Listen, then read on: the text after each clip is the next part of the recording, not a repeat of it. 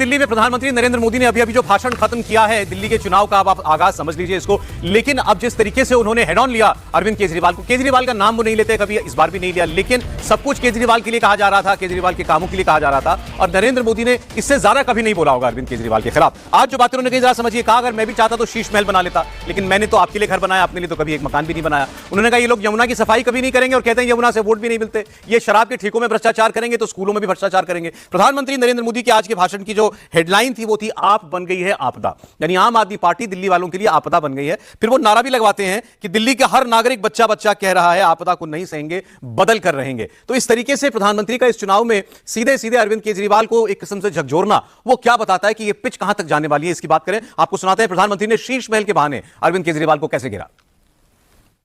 साथियों, देश भली भांति जानता है कि मोदी ने कभी अपने लिए घर नहीं बनाया, लेकिन बीते 10 वर्षों में 4 करोड़ से अधिक गरीबों के घर उनका सपना पूरा किया है। मैं भी कोई शीश महल बना सकता था, लेकिन मेरे लिए तो मेरे देशवासियों को पक्का घर मिले, यही एक सपना था। देखिए, ऐसा नहीं है कि प्रधानमंत्री ने कभी दिल्ली के चुनावों में, आम आदमी पार्टी तो है ही 10-11 साल से, तो कभी जिक्र ना किया हो। विधानसभाओं के चुनाव में भी किया, रैलियां वो करते हैं, लोकसभा चुनाव में भी वो सभाएं करते हैं, लेकिन इस तरीके से उनको कभी अरविंद केजरीवाल और आम आदमी पार्टी के लिए बोलते हुए नहीं दिखाई दे। मुझे तो एक 2014 का उनका एक भाषण याद है, 14 ही था शायद या 19, जब केजरीवाल की बात हुई तो उन्होंने कहा था ये मुझे एक शहर के नेता के बारे में, म्यूनिसिपैलिटी के नेता के बारे में मैं क्या बोलूं। लेकिन आज आप देखिए जिसमें वो हर लाइन में जो है जिक्र कर रहे हैं, केजरीवाल सरकार की कमियां गिना रहे हैं। नहीं, देखिए, मुझे लगता है कि प्रधानमंत्री नरेंद्र मोदी जिस जगह पर अब जाकर खड़े हैं, उनके सामने अब यही एक जो दुर्ग है वो फतह करना बाकी है। अगर आप ध्यान से देखें तो कोई दुर्ग बचा नहीं है उस तरह का। केजरीवाल एक ऐसे दुर्ग के तौर पर दिख रहे हैं जिस पर जब तक भगवा झंडा नहीं आएगा तब तक कोई ये नहीं मानेगा, और बार बार पैरेलल ड्रॉ किया जाता है। अब सोचिए आप, जो केजरीवाल प्रधानमंत्री के सामने चले गए काशी लड़ने, बुरी तरह से हार कर आए, वो दिल्ली में हार नहीं रहे। और आज की जो सबसे बड़ी हेडलाइन है, ये कट्टर बेईमान के तौर पर अरविंद केजरीवाल को जब वो कहते हैं, तो जरा सोचिए आप, भाई प्रधानमंत्री का अपना एक घर है, बड़ा शानदार, वो रेस कोर्स के सामने जो भी दिल्ली में जाता है तो घूमते हुए, इतनी बड़ी जगह है वो। अब प्रधानमंत्री जो नया उनका घर बनेगा वो उससे कम जगह में बनने वाला है। एक तो फैक्ट के तौर पर यह जानना जरूरी है। दूसरा, उन्होंने कहा कि हमारा घर हमारे ऑफिस के नजदीक बन जाए, यानी पीएम अपने घर से निकलेंगे, टहलते हुए चले जाएंगे, उसकी वजह से लोगों की, दिल्ली की जनता का ट्रैफिक न रुके।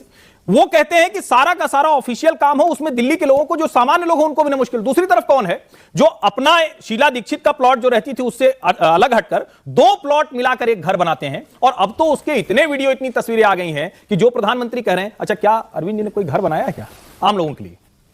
मतलब ये सवाल है। मुझे लगा आप कह रहे हैं उन्होंने अपने लिए कुछ घर बनाया। नहीं, अपने लिए तो बड़ा सुंदर घर बनाया है, लेकिन क्या सचमुच आम लोगों के लिए घर बनाया है? और नरेंद्र मोदी जो कह रहे हैं देश भर में मतलब 3 करोड़ से ज्यादा घर बनाना, ये कोई सामान्य बात नहीं है। लेकिन दिल्ली के संदर्भ में करप्शन का मुद्दा अगर चिपकाने में कामयाब हो गई भारतीय जनता पार्टी, तो निश्चित तौर पर भाजपा के लिए बहुत एडेड एडवांटेज होगा, और वो उस तरह से लड़ते हुए दिखे। मोदी ने इस चुनाव को केजरीवाल बनाम मोदी बना दिया ना सीधे सीधे, अभी तक ऐसा नहीं होता था।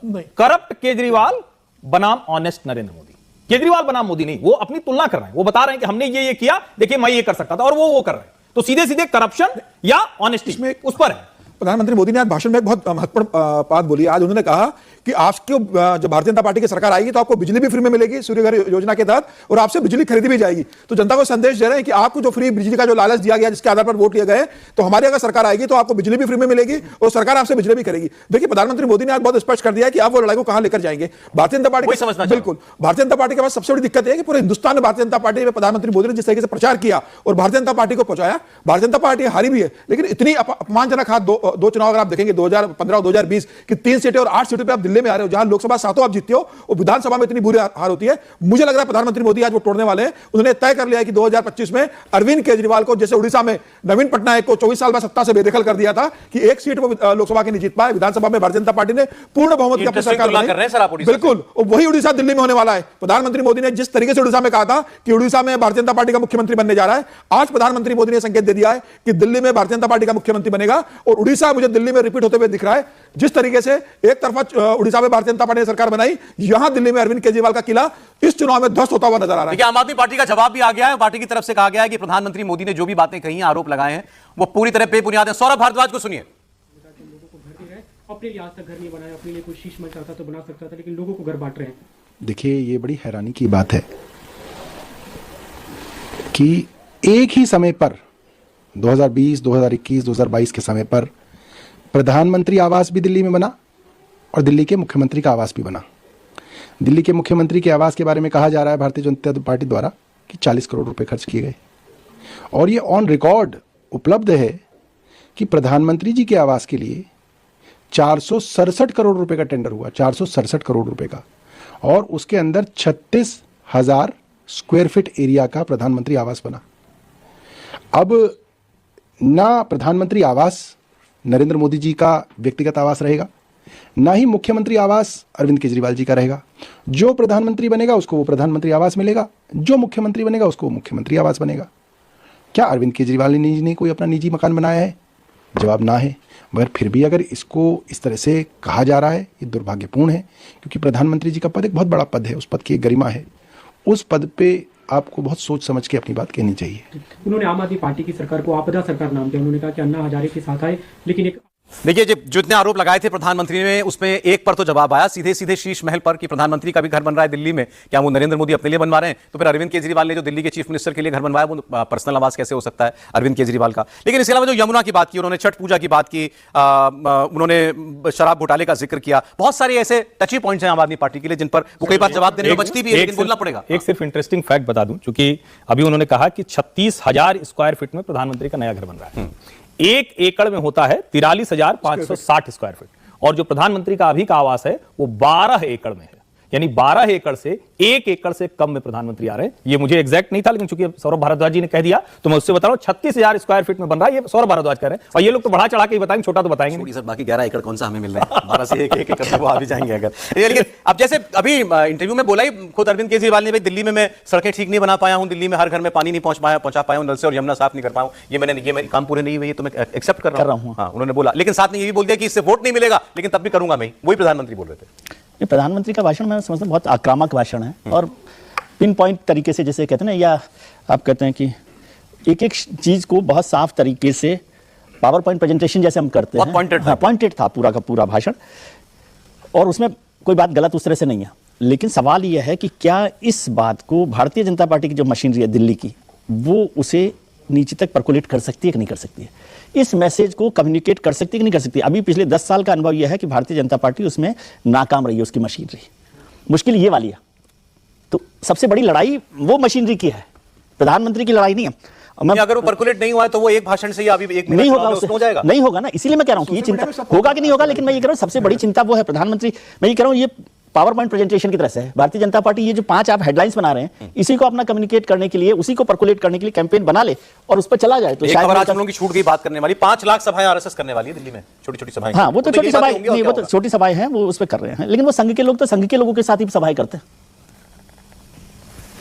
समझिया, ठीक है। लेकिन यह आज प्रधानमंत्री, जो बात हम लोगों ने पहले कही कि प्रधानमंत्री अब इस चुनाव को एक अलग लेवल पर लेकर के जा चुके हैं, अब इसका जवाब भी उसी तरीके से आएगा। अभी तक शायद ऐसा कभी कभी लगता था प्रधानमंत्री, मैं वो कहना नहीं चाह रहा हूं जो मुहावरा जो है वो, लेकिन मतलब प्रधानमंत्री सीधे सीधे अरविंद केजरीवाल को एंगेज नहीं करना चाहते कि भाई फिर मैं इनके साथ ये कुछ बोलेंगे, मुझे कुछ बोलना पड़ेगा। लेकिन अब तो उन्होंने वो ले लिया, पंगा मूल ले लिया, अब तो केजरीवाल देंगे सीधा जवाब इधर से। 4 बजे प्रेस कॉन्फ्रेंस कर रहे हैं। प्रधानमंत्री मोदी इस बात को जानते हैं कि दिल्ली का चुनाव भी उन्हें अपने कंधे पर उठाना पड़ेगा, जैसे सभी चुनाव उठाने पड़ते हैं। 2 चुनाव उन्होंने देख लिए, अब उन्हें लग रहा है कि यह आखिरी ऐसा चुनाव है जो अपने कंधों पर लड़कर, जिस तरीके से उड़ीसा में वो लेकर गए, जैसे राजस्थान में अशोक गहलोत के खिलाफ वो चुनाव लेके गए, मध्य प्रदेश में जैसे वो लेके गए, छत्तीसगढ़ में भूपेश बघेल के खिलाफ जैसे प्रधानमंत्री नरेंद्र मोदी अपने कंधों पर चुनाव लेके गए विधानसभा के, वैसा ही दिल्ली का चुनाव प्रधानमंत्री नरेंद्र मोदी अपने कंधों पर लेंगे। संगठन की दृष्टि से अमित शाह वहां देखेंगे, और लगता है कि प्रधानमंत्री मोदी ने बता दिया है कि अब दिल्ली का चुनाव नरेंद्र मोदी बनाम केजरीवाल होने वाला है। अब प्रधानमंत्री मोदी से अपने स्थानीय संगठन के भरोसे नहीं छोड़ने वाले। देखिए, पहले भी प्रधानमंत्री मोदी ने केजरीवाल पे अटैक किया। अगर आप 2014 की बात करेंगे, विधानसभा 2015 विधानसभा की, तब प्रधानमंत्री मोदी का एक बयान था कि मार्केट में नई AK-47 आई है, अरविंद केजरीवाल का जिक्र किया था, लेकिन उस समय बहुत हमलावर नहीं हुए थे। 2020 में भी प्रधानमंत्री मोदी इतने हमलावर नहीं हुए, सिर्फ 2 रैलियां की थी उन्होंने, और बहुत ज्यादा आक्रामक नहीं थे। अब 5 सालों में अरविंद केजरीवाल ने ऐसे कई बड़े मुद्दे दे दिए भारतीय जनता पार्टी को, जिसका जवाब अरविंद केजरीवाल के पास नहीं है। शीश महल का जवाब वो दे नहीं सकते, टैंकर माफिया का जवाब वो दे नहीं सकते, यमुना साफ क्यों नहीं, इसका अरविंद केजरीवाल जवाब नहीं दे सकते, शराब घोटाले का इतना बड़ा आरोप उनके ऊपर लगा, इसका वो जवाब नहीं दे सकते।